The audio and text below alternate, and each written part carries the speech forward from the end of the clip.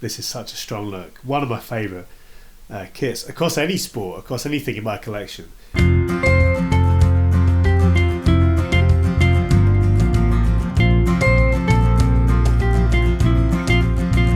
Hello and welcome to Phil's Corner. Yes, this channel is of course predominantly focused around football shirts, but in today's video I'm going to be showcasing my NFL and NHL collections. This is a video which is partly inspired by one of you, that is viewer Daredevil, who commented on my previous video asking what I thought about some other sports such as NBA or hockey. And it coincided with my trip, which was to Canada over Christmas, me picking up a couple of NHL jerseys. And I thought, you know what, I've got a few jerseys from both the NFL and NHL now. Some of them are quite cool, some of them a bit on the rare side. So we're going to look at that today. It's not going to be a super long video, not as long as my shirt collection video.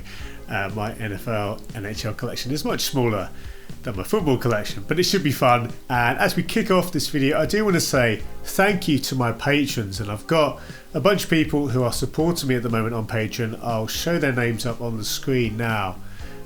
Many of these guys have been supporting for multiple years now, and as we kick off this year, I want to say thank you to these guys. Thank you if you are a patron watching this. I couldn't do what I do without the support of my patrons. And on that note, if you're curious, what is my Patreon all about? What do you get for being a patron?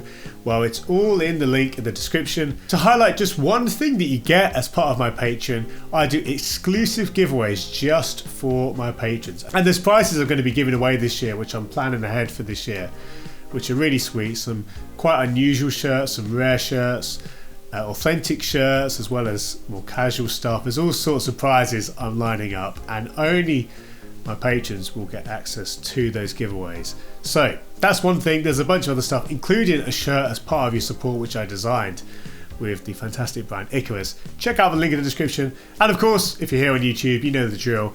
You know that by subscribing to this channel, you're supporting me as well as a content creator. And when I go live, my live streams, when I put out videos like this, you'll find out as a subscriber. So make sure you subscribe, and if you enjoyed today's video, leave a like and a comment. I'd be really interested to hear what you guys are collecting. What other sports do you guys collect kits from apart from football? But before I dig through the pile that is sat next to me, I do also want to go through a comment I had on the last video. And guys, if you want to ask me a question, it could be about the topic of today's video, it could be about anything else in the sporting world, in the kit world, leave a comment in this video and there'll be a chance that I'll answer it at the start of my next main video. But I did want to address this really interesting comment here from Phantom, who says Adidas was great with their remaster kits. We talked about that, that was the subject of the last video. My question now is, why doesn't Nike or Puma do the same? I ask because I never see or hear anything about Nike in regards to relaunching retro kits. So firstly, I think it's a great point from Phantom to compare these big brands, these big names. Adidas, Nike and Puma, they kind of exist in their own category in the football shirt world. They're the big three. That's often how we refer to them. And I think no matter which way you slice it, we can say that Adidas are the most nostalgic of the three brands, of the big three. Now, of course, Nike and Puma do often refer to their old designs, and you can think of many of the 90s references which Nike have brought back in recent years. Puma, of course, as well, have done modern kits which refer to past designs, but without a doubt Adidas have put the most focus into nostalgia, into retro kits, and particularly with their remastered kits like we talked about in the last video and like Phantom brings up here. Those ranges of kits which Adidas have done, which are purely retro kits, they're not for the pitch, but they're released and designed purely to tap into nostalgia. I think this is partly a situation of Adidas playing to their particular strengths, and simply an issue in brand strategy. So what do I mean by that? Well, of the three brands, Adidas, Nike and Puma, Adidas were really the first of those three brands to cement their place at the top of the pyramid. If we think about Adidas's peak, it was very much in the 80s, in the mid to late 80s particularly. At that time, Nike and Puma were certainly in the game, but they weren't producing kits at the level of Adidas. They weren't working with as many big teams as Adidas, certainly. And we can say that the back catalogue of Adidas designs is simply broader and deeper. It really is huge compared to even the likes of Nike who of course had a lot of great designs, but really their peak was much later in the 90s. And Adidas simply have more years under their belt, more designs to work with. So they're working with a bigger pool to start with. But again, there's a real strategic element here. So without wanting to generalize, typically speaking, the likes of Nike and Puma have tended to be a little bit more progressive when it comes to their designs. So you think about Nike, they came through what was quite a rocky period in the mid-teens, and post 2018, post the Nigeria kit, which we talk about quite a lot, they've been at the forefront of pushing heavily pattern designs, really kind of breaking the mold of a typical kit when it comes to colours and patterns. They've been pushing that a lot more, I would say, than Adidas, broadly speaking. And Puma, of course, over the years have been even more pioneering, you could argue, with the noughties. They were the ones who were doing the crazy Cameroon kits. But even in the teens, again, they were typically a little bit more innovative when it came to shirt technology. Adidas have certainly not been too far behind in the innovation side of things, but they are very much more of a nostalgic brand. They tend to tap into that a lot more with their advertising. And again, these are big general points. There are exceptions to these rules, but Adidas have positioned themselves more as that nostalgic retro brand. And again, partly it's because they were simply a little bit more established back in the 80s and the early 90s. But I think we can say that they are simply a little bit more aligned with that in the modern game. So that's a couple of headline thoughts from me. If anyone would like more of a discussion on this, if you'd like to find out more Phantom, or if anyone else would like to just dig into the subject more, let me know in the comments. And again, the subject of today's video was from a comment from fellow viewer Daredevil. So I'd love to hear from you guys.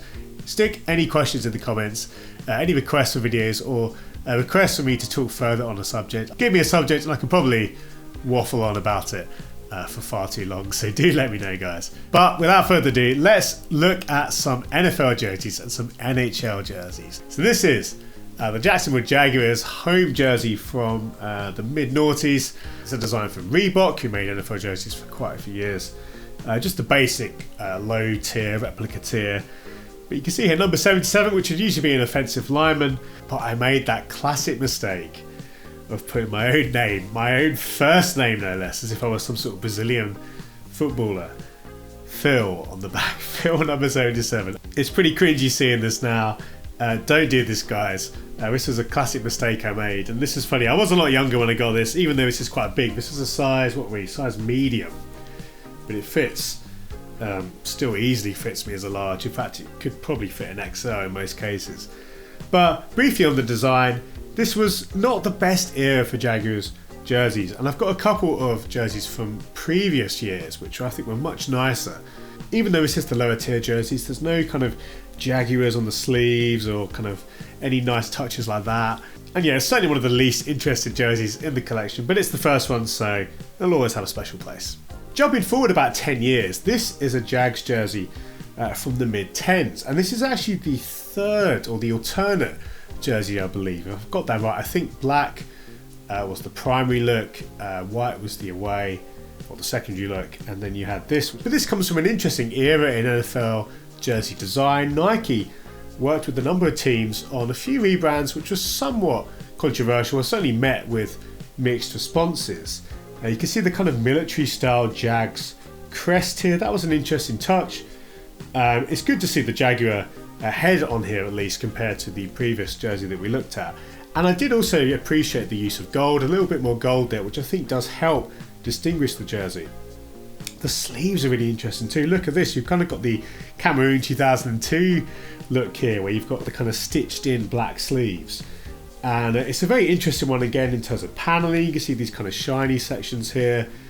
And this has the name and number of former Jags superstar Jalen Ramsey, who's now with the Dolphins. I must say, I don't mind the font that the Jags had at this time. And I do like the chunky numbers. Of course, many NFL jerseys across different teams, they make use of good chunky numbers, which I think is typically quite a strong aesthetic. I don't mind that at all. That's the second NFL jersey of my collection. But now we come on to what I think is the best Jaguars jersey of my collection. And this is pretty big, so you have to forgive me. I don't think I can fit this in the screen very well. This is certainly one of the best, if not the best, Jags jerseys. And it really does start with the sleeves. Look at this full-size Jaguar, if I can show it there. I just love it. I think that's such a strong aesthetic. And of course with the gold there as well on the sleeves, and indeed the numbers. This is linebacker Mike Peterson. That's his name and number there, 54. A decent player for the Jags back in the day, but I love this one. You've got the shiny aerated material there. Really like this Jags jersey, and I do think this is a look which the team will probably come back to at some point. If they wanted to tap into the nostalgia, they could get, again, the prowling Jaguar on the sleeves, the use of gold, maybe return to this number style. Undoubtedly one of my favourite looks. But now for a bit of a change of pace, we've got a Seattle Seahawks jersey, and this is the new throwback jersey that the Seahawks have. If I was to have a second team in the NFL, it probably would be the Seahawks. They're in the other conference to the Jags, and I have a lot of fond memories of their Super Bowl win a decade or so ago with the Legion of Boom, that amazing secondary they had. But I couldn't resist picking this one up. And this is the Nike Fuse jersey, so it's kind of like the second tier. It's not the top spec that's available at retail, it's kind of in the middle. Sadly, at this level you don't get stitched numbers, so these are heat pressed, albeit quite a good quality.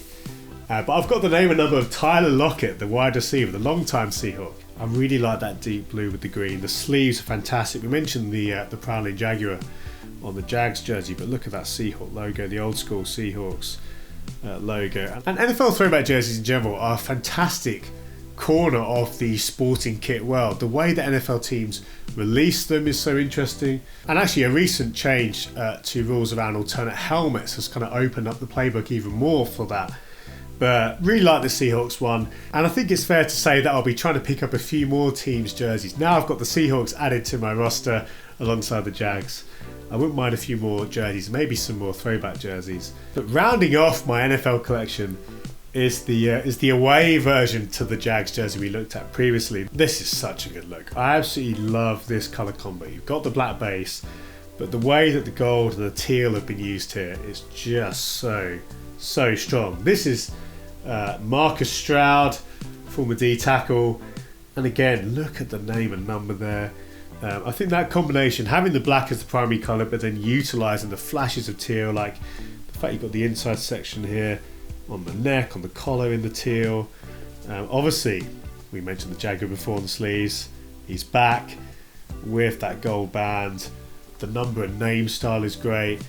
This is such a strong look. One of my favourite kits across any sport, across anything in my collection. But that rounds off my NFL collection. Now let's talk about NHL. We'll start with one of my newest pickups, picked up during my time in Canada. I visited a couple of vintage stores, thrift stores, and this 80s Canadiens jersey was in one of the shops, still with the tags from the old brand CCM, and this is quintessential Habs. I mean, what's really cool about the Canadiens, they're one of those teams in sports, like a Boca Juniors in football, where you know exactly the kind of style you're going to get. It's going to be red with the blue and white as a band across the middle, and I really like that aesthetic again in football with someone like Boca. But with the Habs, with the Canadiens, it just looks great. And I love the giant stitched logo. A little bit rough around the edges here in this particular one, but it's great. It's a nice proper patch. No one on the back, no name or number, but it does have the band going through the design. Just one of the great looks of hockey. And again, a slightly older design here. I believe this is from the 80s. The tag here is 83, but it's a timeless look. I'm really happy to have this sort of piece. This is certainly the oldest NFL or NHL jersey I have, and definitely want to keep. A good one for what is a fledgling collection of NHL jerseys. But it's not just Habs jerseys that I have in my collection. I've also got this Anaheim Ducks jersey, and this is such a fantastic combo. This colour combo, which I believe has been called Eggplant and Jade. I don't know if that was the official colours, but yeah, this kind of aubergine, this purple colour with the sort of teal green colour, such an unusual combo. But when I saw this, I had to pick this one up because it is absolutely brilliant. You've got one of the most memorable logos in all of hockey, and of course there's a really interesting backstory to this team, and there was the TV show and all those things, but I just love this logo. I love this combo. This is again from CCM, but again, it's all about the colours here for me. I can't think of many teams in any sport having this combo, and I just love the way the sleeves have that sort of same idea as the body of the shirt. with the diagonal elements. And there's just a nice thickness to this. NHL jerseys typically do have a real kind of quality to the materials, even though I believe this is, again, just like a simple replica. It's nothing too fancy, not a player one or anything. And just had to finish on that logo. Look at that with the mask and the sticks. It looks good. A few minor pulls, but very happy with this one. And a rare non-Canadiens jersey, but again, like with the Seattle jersey and the NFL collection, this is probably opening the door now to other teams. But this is certainly a really fun one that I've got. The penultimate jersey in my collection is this recent Canadiens jersey. And you might be wondering why the colours are flipped. Well, this is because this was part of Adidas's range of reverse retro jerseys. A really interesting concept that Adidas had for the NHL.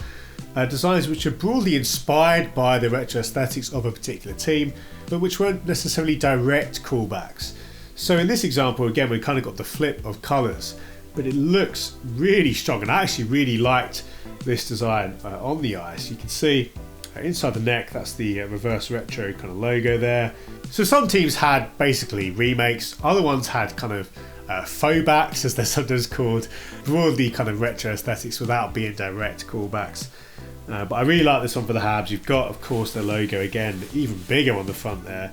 One really fun thing about Habs jerseys as well is that the NHL logo is actually LNH or LNH, because of course, being a French-speaking city, Montreal, they kind of switch up the NHL logo. So that's a really fun, subtle touch. But I think this is such a strong look from the Habs, even though it is quite unusual. This doesn't have a name or number on the back, and actually gets some nice stitched numbers on the back. Could be really sweet. But I said I'd save the best till last. Check this out. This is one of the holy grails of NHL jerseys, or certainly Montreal Canadiens jerseys, the 100th anniversary jersey from Reebok. Sometimes dubbed the barber pole jersey for obvious reasons. It is such a quality piece of kit. You've got the old school logo there, but indeed the fact that you've got this barber pole design all the way along the back, all the way along the sleeves. In some ways it is quite a simple look, but I absolutely love the finished product. You've got the laced collar. There's a really nice anniversary patch, if I get the right sleeve. There we go. You can see that there, which is pretty sweet. And again, this was a time when Reebok were working in the NFL and the NHL, so heady days for the brand. But I just love this jersey. This was one which I picked up through Reddit of all places. Basically found this for sale, and because we were going to Montreal, I got it shipped to an address there and picked it up when we were on holiday. Again, across all sports, all teams, including football, this is certainly now one of my favourites. Now I've picked it up, I don't really know where I go from here. I think in many ways this was number one on my list, and when I started looking at old Habs jerseys, this is one which kept coming up.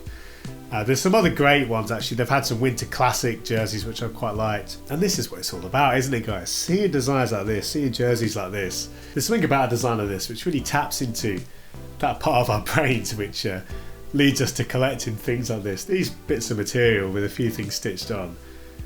Man, does it look good. So there we have it. That is my collection so far. But as I said previously, I'd love to hear from you guys. What are some of the jerseys, the kits that you're collecting outside of football? What are some of the holy grails you picked up, or some of those things which are really precious to you? Share that in the comments, let me know. And if you enjoy this little showcase, don't forget to like and leave a comment as well. But thank you guys for watching. Look forward to seeing you soon for another video.